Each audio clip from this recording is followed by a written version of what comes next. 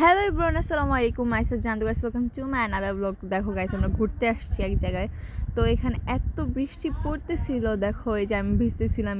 এখানে যেহেতু কেউ ছিল না, এই জন্য আমি এইভাবে নাচানাচি করতেছিলাম। আমি সোয়াদ কানি, যাই হোক আমরা এক জায়গায় ঘুরতে আসছিলাম। তো এখন হচ্ছে এত বৃষ্টি পড়তেছিল, ঠাড়াও পড়তেছিল। আমি বলতেছিল ভিতরে, এই যে ঠাড়া পড়ার পর আমরা হচ্ছে এদিকে এসে বসছি। আবার সব বলে আপু আসো আসো ভিজি। পরে আমরা হচ্ছে বাইরেও কতক্ষণ ভিজছিলাম, মানে এটা তো ঘরের ভিতর ছিল, মানে আমরা মাঠের মধ্যে কতক্ষণ ভিজছিলাম, তারপর হচ্ছে আবার এখানে এসে ভিজছি। মানে নানু বাড়ির বাহিরে ভিজছিলাম আর কি, যেহেতু বাড়িতে থাকলে আমাদের ভিজতে দিবে না, মানে বাসায় থাকলে। এর জন্য পরে কোনো রকম কষ্টে মষ্টে আমি আমের মেহেদি দিয়ে দিতেছিলাম। পরে হচ্ছে দেখলাম যে বৃষ্টি পড়তেছে, তখন দৌড় মারছি।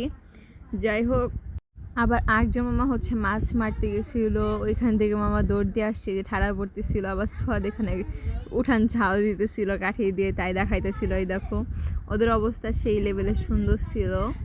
যাই হোক, এই তো ইচ্ছা নাকি কি বলো, এটা পোকার এক ধরনের পোকা আছে যেগুলো সাপের মতো আগায়, সেই পোকার ভয়ে আমি উঠে পড়ছিলাম পিড়ার উপর। যাই হোক, এই দেখতে পারতেছো আমার অবস্থা, জাস্ট লুক।